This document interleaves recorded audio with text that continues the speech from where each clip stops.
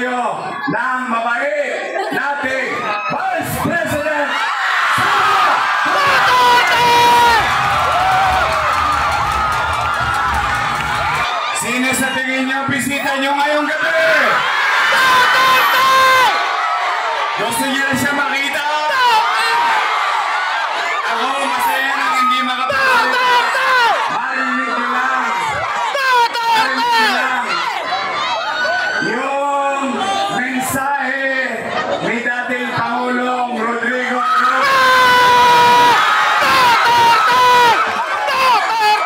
yan ay hatid sa atin ng kanyang minamahal na anak. Mga taga hihingal ako. Sobrang excited ako para sa inyo kasi kahit na maliit itong lugar natin, pinasyalan tayo ng mabait nating Vice President Sara Duterte!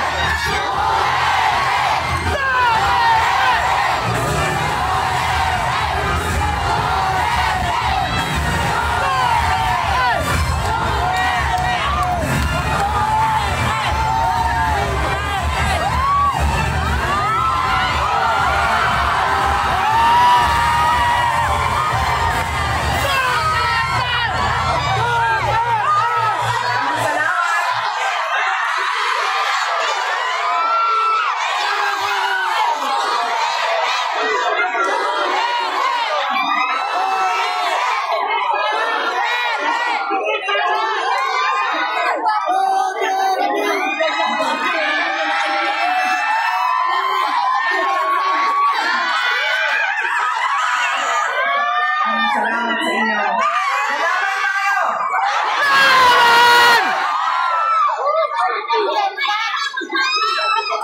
Mga kababayan, assalamualaikum warahmatullahi wabarakatuh. Madayaw, mayong gabi, kaninyong tanan. Magandang gabi sa inyo lahat. Unahin ko muna ang ating mga pagpapasalamat. Una po, ang pagpapasalamat ko sa ating pinakamamahal na Yorme Isko Moreno. Si Mayor po ang nagpahiram sa akin ng entablado, ng mikropono, ng ilaw, ng kuryente, ng sound system ngayong gabi na ito para makapagbigay ng mensahe para sa inyong lahat. Pangalawa, pagpapasalamat ko mula po sa akin para sa inyong lahat. Marami sa inyo ang hindi na naghapunan, hindi na nagluto, hindi na naglaban. Galing matrabaho, kanina pang hapon, mainit. Nandito para makinig sa aming mga mensahe para sa bayan. Maraming salamat po sa inyong lahat.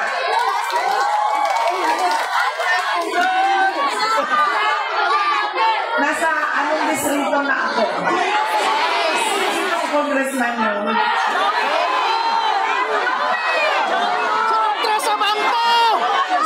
Unahin ko muna ang aking mga pagpapasalamat. Darating tayo dyan.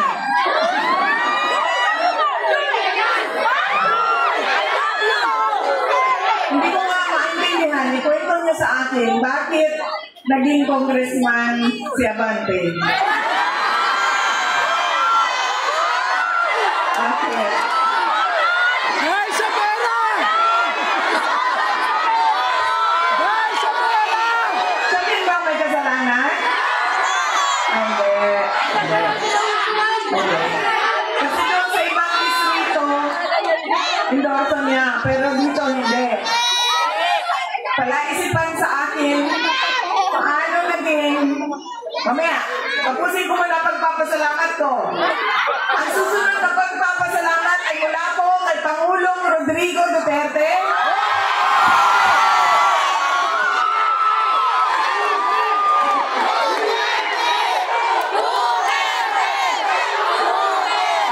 Puso po ang pagpapasalamat niya sa inyong pagmamahal, sa inyong patuloy na pagsuporta, at sa inyong pag-celebrate ng birthday niya noong nakaraang March 2028.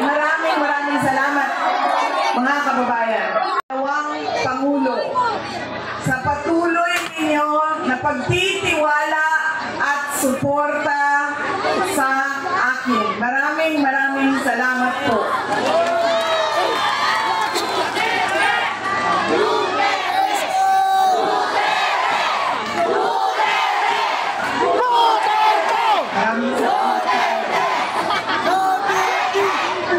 Yorme, pahingi ako sombrero. Kalbo ako autograph ka please, boboto kita.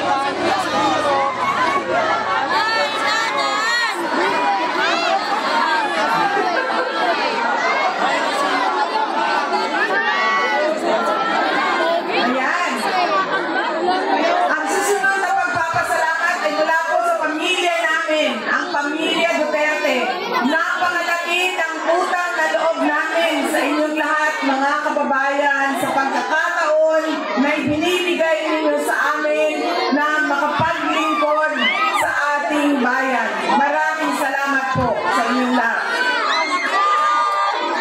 Alam nyo, madami sa ating mga problema sa lipunan ay dahil sa ugali nating mga Pilipino sa pagpili ng ating mga leader.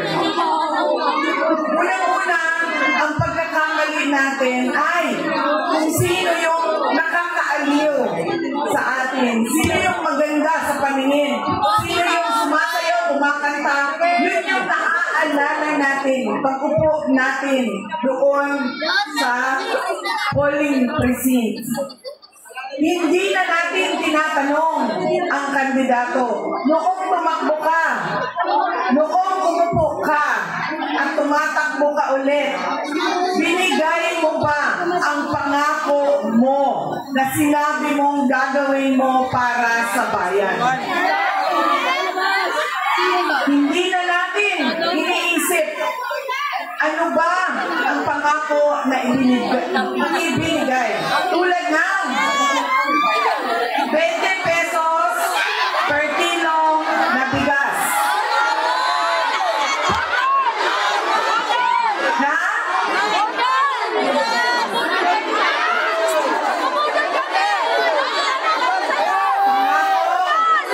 Nakalimutan ng 3 taon ang pangako ibinigay.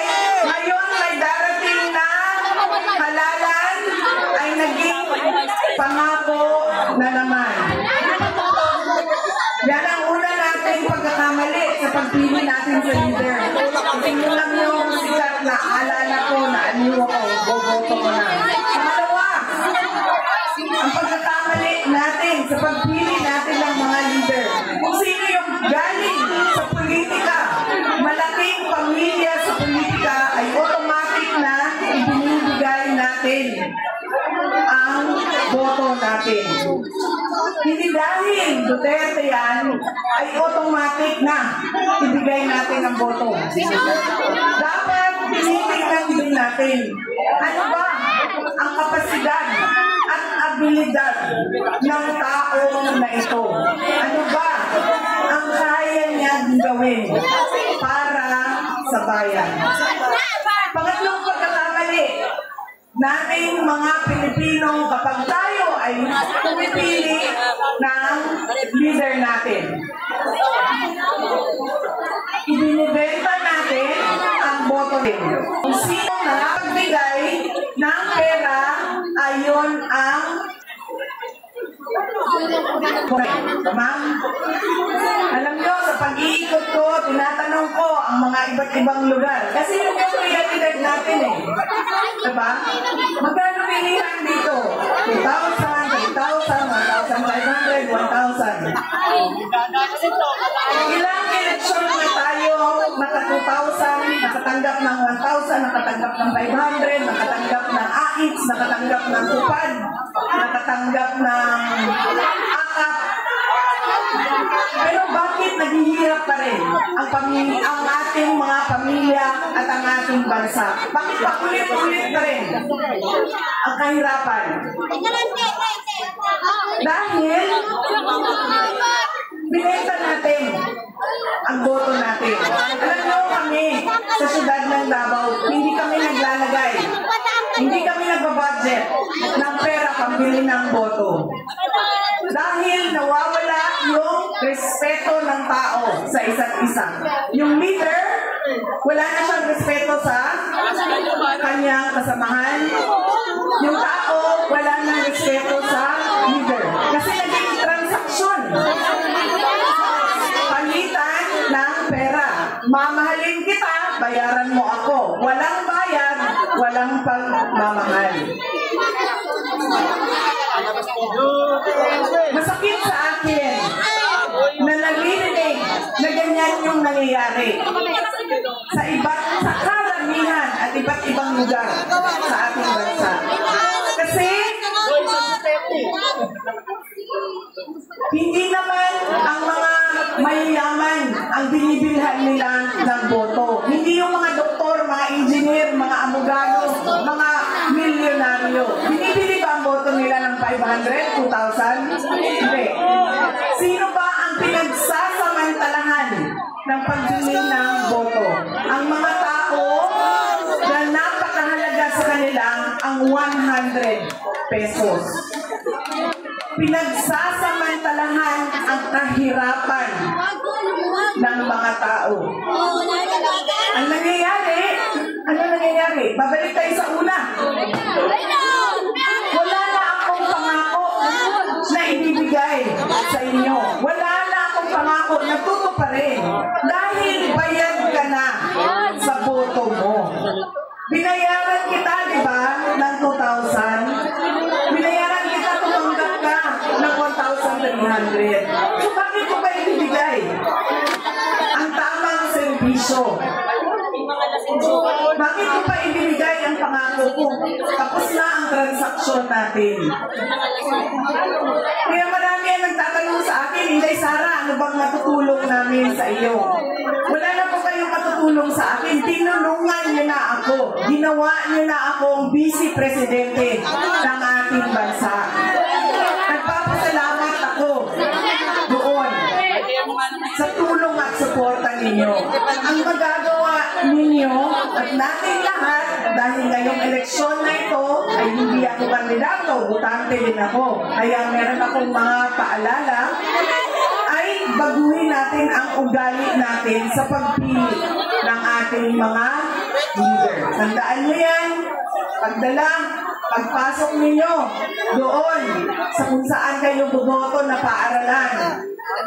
Hindi dahil naaaliw, hindi dahil politika na pamilya yan, at hindi dahil nakatanggap ako. Tanggapin nyo, bakit hindi? Pera naman ng gobyerno yan. Wala namang politiko na magbibigay ng sarili niyang pera. Pera ng gobyerno yan. Tanggapin nyo, Pero pag-isipan nyo kung sino ang pipiliin nyo na leader. Sa pag-ikot-ikot namin, madami ang nagtatanong, kamusta na ba si Pangulong Duterte? Madami ang nagsasabi na mga hindi ko kilala. Basta na lang lumalapit at nagsasabi, Inday Sara, pakisabi kay Pangulong Duterte, mahal ko siya. Inday Sara, pakamusta ako kay Pangulong Duterte. Kanina lang, nandun kami sa kabilang distrito. Ano nga ba ang distrito tayo ngayon? Sino nga ba ang ating congressman?